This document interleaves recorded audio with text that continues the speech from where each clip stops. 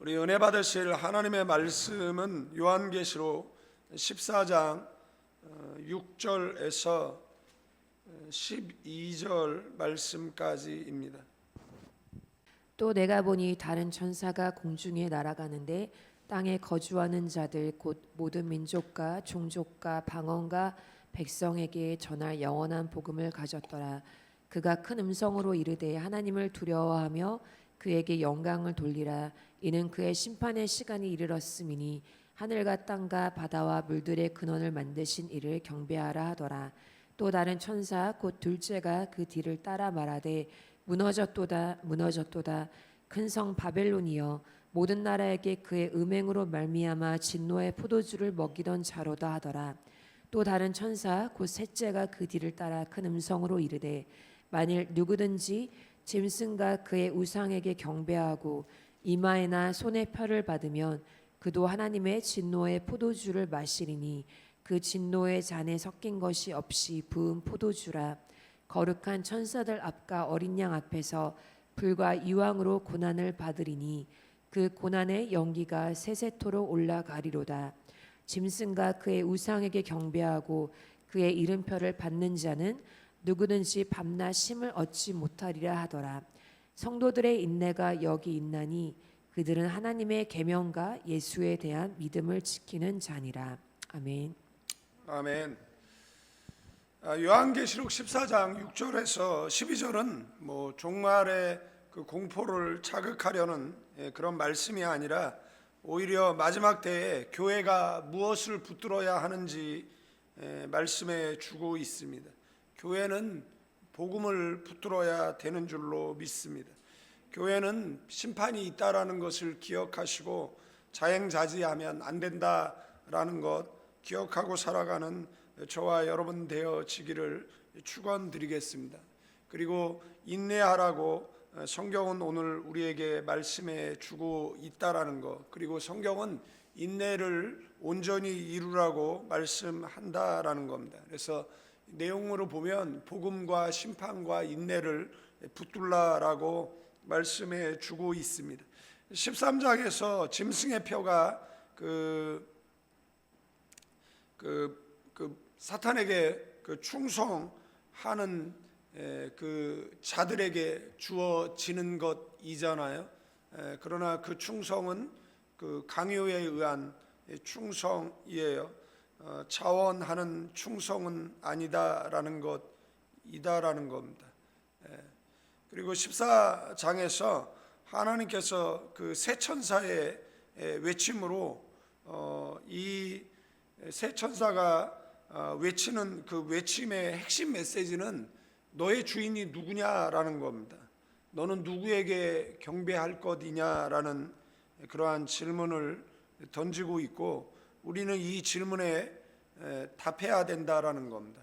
하나님이 유일한 경배의 대상으로 하나님을 섬기는 사람과 그 다음에 그 하나님을 섬기지 않는 그런 우상 숭배자들로 나눈다라는 것을 기억하셔야 됩니다. 지금은 모른다라는 그 말이 그 하나님 보좌 앞에 섰을 때는 모르고 그랬다라는 말이 통할 리가 없다라는 것이에요. 이정재 나오는 그 영화를 보면 왜 그 반역을 했느냐, 왜 국가를 배신했느냐, 그럴 때 몰랐으니까, 나라가 광복될 줄 알았다라면 자신이 그렇게 했겠느냐, 밀정인가요? 그런 대사가 나오는 것을 보게 되어집니다. 그때 주님 앞에 섰을 때 그런 변명이 통할 리가 없잖아요. 그래서 이 세 천사의 메시지는 이렇게 서로 분리되어져 있는 것이 아니라 그냥 세 번 울려 퍼지는 그러한 종말의 메시지라고 볼 수가 있습니다. 구체적으로 살펴보면 그 6절에서 7절까지의 내용 속에 이 첫 번째 천사의 외침이 뭐냐라면 유앙겔리온, 그 영원한 복음, 그 복음은 우주 만물의 창조자이신 하나님께 돌아가라는 겁니다. 돌이키라는 그러한 메시지라는 것이에요. 요한은 그 다른 천사가 공중에 날아가면서 영원한 복음을 가졌다라고 말하고 있습니다. 근데 여기에 사용되어진 그 요한계시록에 유일하게 사용되어진 그 헬라어 단어가 있는데 그게 바로 유앙겔리온이다라는 것이고, 이 유앙겔리온이 그래야 한글로 번역하면 복음이다라는 겁니다.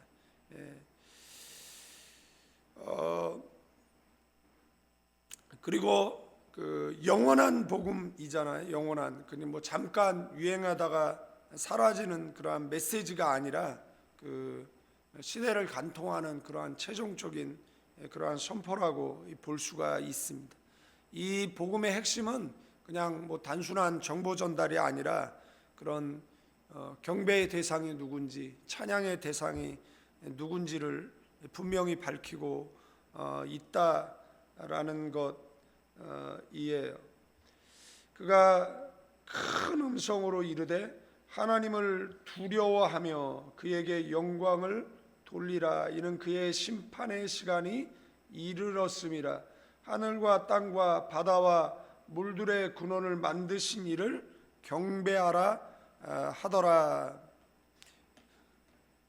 경배의 이유는 분명하죠. 누가 너의 주인이냐라는 겁니다. 누가 우주 만물을 창조했느냐라는 겁니다. 누가 구속주이냐라는 겁니다. 누가 구원자이냐라는 겁니다. 그래서 종말은 뭐 하나의 그 문장으로 표현하면 예배 전쟁입니다. 하나님께 예배를 하느냐, 하나님께 예배를 하지 않느냐, 이 전쟁이다라는 거. 그래서 말세가 가까우면 그날이 가까워질수록 뭐예요? 권하여서 모이기를 힘쓰라고 성경은 말씀해 주고 있다라는 겁니다. 뭐 신앙이 유행 따라 뭐 변질되어지고 뭐 사람들이 그런 세상에 현혹되어져서 교회를 그리고 신앙을 멀리할 때 여기 계신 분들은 그냥 신앙을 붙잡고 주님 앞에 어여치 떳떳이 서는 저와 여러분 되어지기를 축원드리겠습니다. 그래서 뭐 종말 전쟁이냐, 뭐 종말 전쟁이 두렵죠. 그러나 그 종말 전쟁이 우리에게 주는 메시지는 예배 전쟁입니다. 예배를 드리느냐, 예배를 드리지 않느냐라는 전쟁이다라는 것이고, 예배 드려야 된다라는 것을 계속해서 강조해서 말해야 된다라는 것이고, 우리의 신앙도 마찬가지입니다. 우리의 신앙도 주님 앞에 서는 그날까지 뭐 과거의 예배 잘 드렸다, 현재의 예배 드리고 있느냐, 미래의 예배 드릴 것이냐, 이게 중요한 것이지, 뭐 과거의 예배 잘 드렸다 그러면 지금 잘 드리냐, 뭐 지금 안 드린다 그러면은 안 드리는 거예요. 뭐 과거 가지고 오늘을 살고 오늘 예배를 가지고 미래를 사는 건데 뭐 그렇지 않습니까? 네. 지금 한국 교회가 이렇게 뭐 대형 교회는 더 대형 교회가 돼가고, 팬데믹 그 2년 동안 그 대형 교회는, 왜냐하면 방송 시스템이 다 잘 갖춰져 있잖아요. 그러니까 온라인으로 오프라인으로 모이는 성도들이 혹 줄었을지라도 온라인으로 모이는 성도들은 늘었거든요. 그리고 온라인 헌금이 더 늘었답니다. 그래서 대형 교회들은 우리나라에서 연예인 걱정은 쓸데없는 걱정이라고 이야기하는 것처럼 대형 교회 걱정은 쓸데없는 걱정 같아요.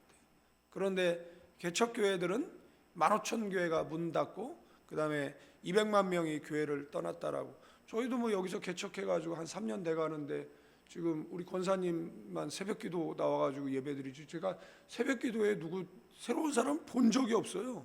이 동네는 도대체 기도를 안 하는 동네인지, 보통 그러면 다 가까운 교회를 다니는 사람들만 있는 것인지, 보통 주일날 대부분 멀리 다니거든요. 뭐 이사 다니다 보니면은 그 멀리 다니는데 그러면은 그 가까운데 교회 새벽기도 가서 새벽 예배 드리고, 옛날엔 그랬는데 요즘은 그 뭐가 많이 달라졌더라고요. 오랜만에 이제 한국에 오니까 한국의 이 기독교 문화도 다 달라져 있는 그런 모습을 보는 거죠. 진작에 들어올 거. 좀 일찍 들어왔으면 이 고생을 안 할 텐데 하는 생각도. 여기에 이제 두려워하라.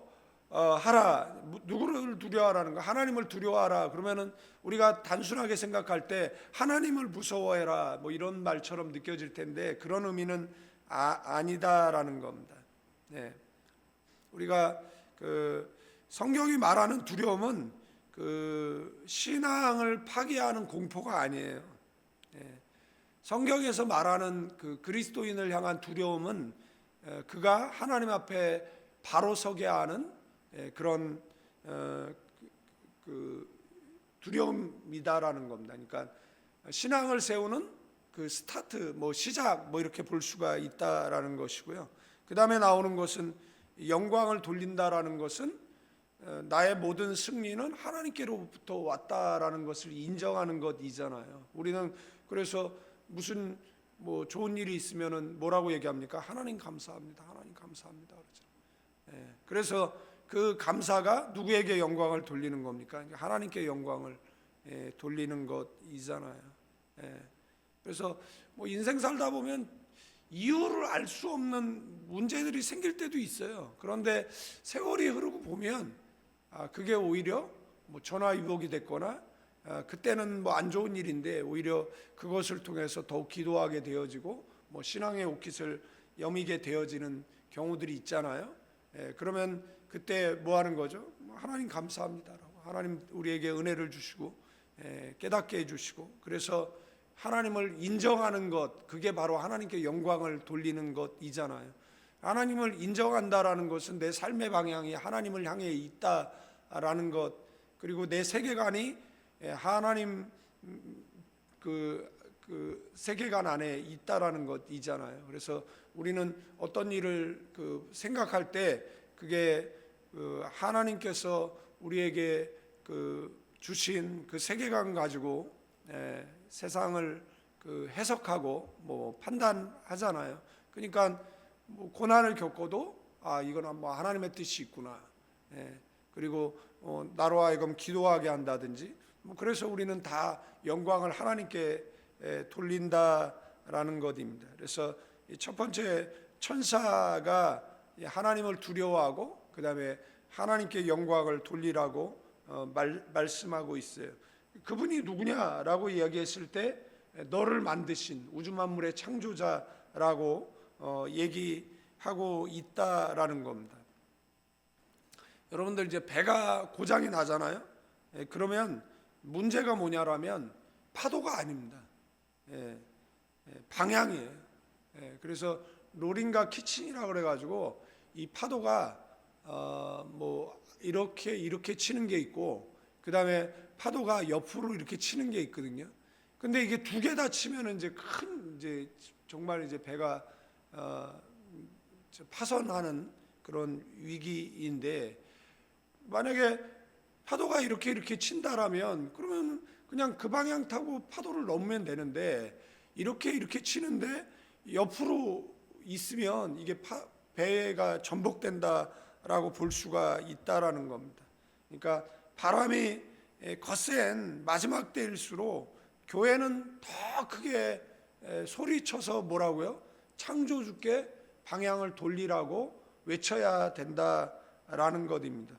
뭐 그동안 예수 안 믿은 사람들한테도 지금은 어떤 때예요? 예수 믿을 때라는 거죠. 지금은 구원을 얻을 때라고 이야기를 해야죠. 안 그러다가 연세 드신 분들도 마찬가지예요. 뭐 살 날이 얼마 남지 않았는데 뭐 이악 물고 예수 안 믿고 그럴 게 아니라 그죠? 지금 바로 예수 믿을 때라고, 지금 바로 교회 갈 때라고, 인생의 방향을 틀라라고 이야기를 해줘야 된다라는 것입니다. 두 번째 천사의 외침이 이제 8절에 나오는데, 그죠? 짧지만 강렬한 메시지예요. 무너졌도다, 무너졌도다, 큰 성 바벨론이여. 마치 무너지지 않을 것처럼 철옹성과 같은, 뭐가 무너진 겁니까? 성이 무너진 거예요. 심판은 가능성이 아니라 예정된 결말이라고 결말입니다. 바벨론은 한 도시 이름만이 아니라 이 바벨론이 상징하는 것은 하나님을 거부하는 그러한 국가, 하나님을 거부하는 그러한 단체, 하나님을 거부하는 뭐 사람, 적게는 뭐 하나님을 거부하는 그러한 세력을 이야기하는 거예요. 그것을 상징적으로 바벨론이라고 이야기하고, 그래서 요한계시록에 보면 그 음녀, 그죠? 그럼 종교 공동체잖아요. 그래서 종교 공동체의 멸망과 그다음에 이제 그 바벨론 국가의 멸망이 나오거든요. 이걸 뭐 같이 보는 분들도 계시고 뭐 따로 보는 분들도 계시는데, 종말에 이 사탄의 역사에 앞잡이하는 국가들이 일어나겠죠.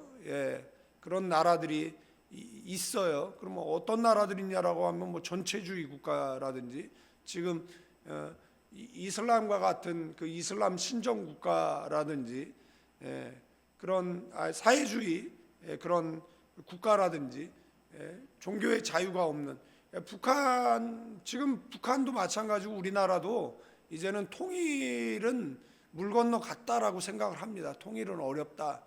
그래서 뭐 통일은 어려운데 왜냐하면 점점 뭐 지금 통일을 필요한가요? 북한 저 거지 나라를 끌어안아 가지고 남한이 얼마나 어렵게 살겠습니까? 그러니까 통일을 원치 않아요, 요즘 사람들은. 그런데 기독교인들은 계속해서 통일을 외치죠. 통일을 외치죠. 우리나라에 이제 통일 운동가들이 있잖아요.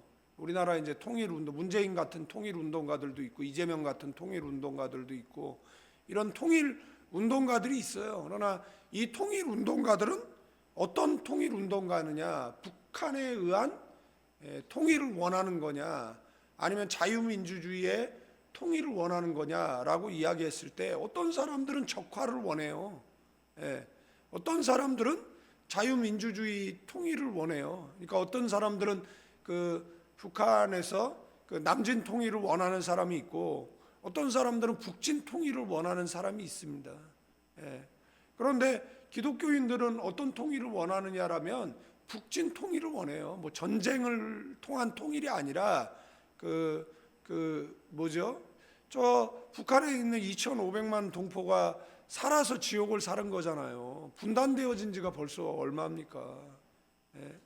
그런데 살아서 저 80여 년 살아서 지옥. 그러면 그 전쟁 일제시대를 겪고 그 6.25 동란을 겪었던 그 세대가 지금은 뭐 얼마나 남아 있습니까?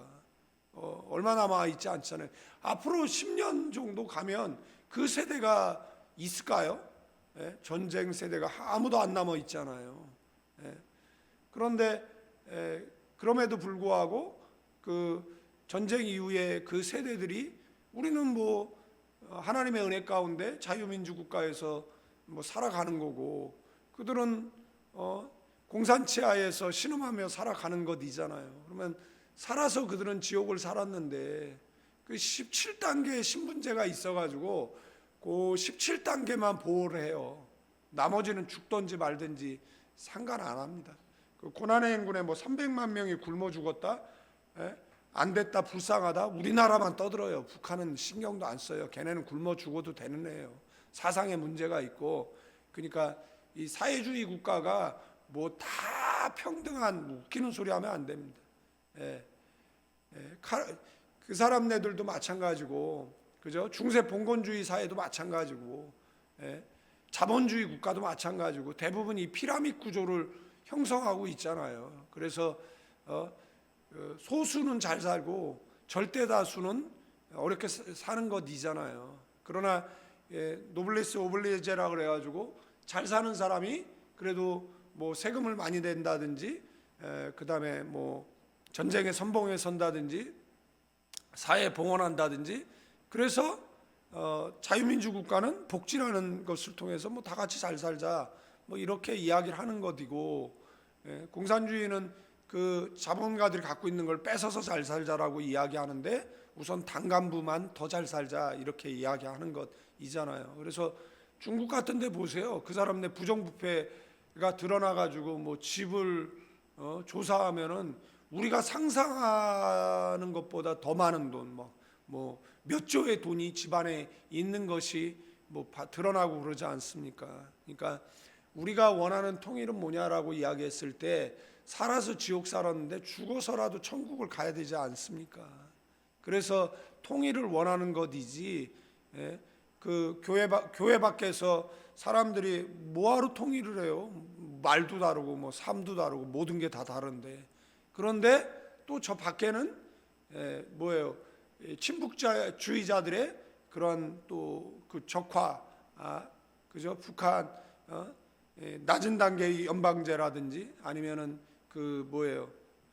주체 사상은 완벽한데 김일성이 망쳐놨으니까 이제 제대로 된 주체 국가를 만들어 보자. 뭐 이제 그런 통일 운동가들이 있잖아요. 그러나 그들이 원하는 통일은 우리가 원하는 통일이 아니니까 여러분들 기도하실 때 그죠? 그 기도의 방향을 바로 잡고 해야죠. 잘못된 통일 정책에 의해서 통일되어지면 서로 고통이에요. 서로 고통이고, 저 북한의 경제를 좀 끌어올리기 위해서 개성공단 같은 거를 좀 만들어서 경제를 끌어올려야 되는데, 경제를 끌어올리려고 하면 그 돈 가지고 뭐 체제 유지하나 뭐 군비 강화나 핵무기나 만들고 있으니까 그동안의 모든 해벽 정책이 다 실패했지 않습니까? 그러니까 나라를 위해서 좀 기도하시면 좋겠다라는 생각을 가져보고요. 여러분들 그 세상은 뭐 하나님 없이 잘 돌아간다라고 그 주장하는 그러한 바벨론 국가, 그러죠. 뭐 신앙은 필요 없다라고 외치는 자들, 이런 시스템을 다 합쳐서 표현하는 단어가 뭐냐라고 얘기했을 때 바벨론입니다. 그런데 이 바벨론이 뭐예요? 무너졌다라는 거죠. 그러면서 바벨론이 모든 나라에게 그의 음행으로 말미암아 진노의 포도주를 먹이던 자라고.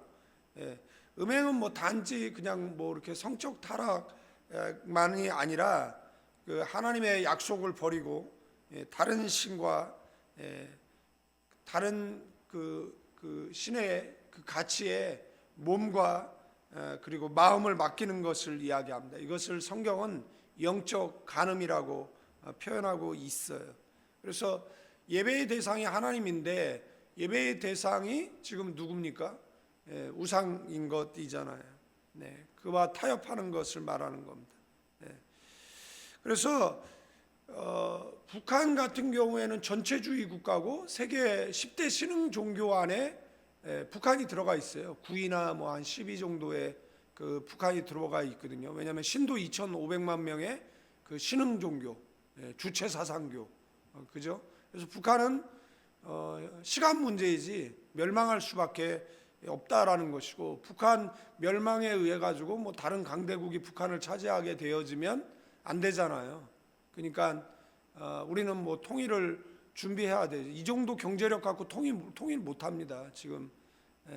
그러니까 한국이 더 북한을 이렇게 통일할 수 있는 경제 규모를 갖춰야 된다라는 것을 기억하시면 좋을 것 같고, 그러면 사탄이 우리가 통일되는 것을 원할까요? 세계 강대국도 원하지 않고 사탄도 원하지 않습니다.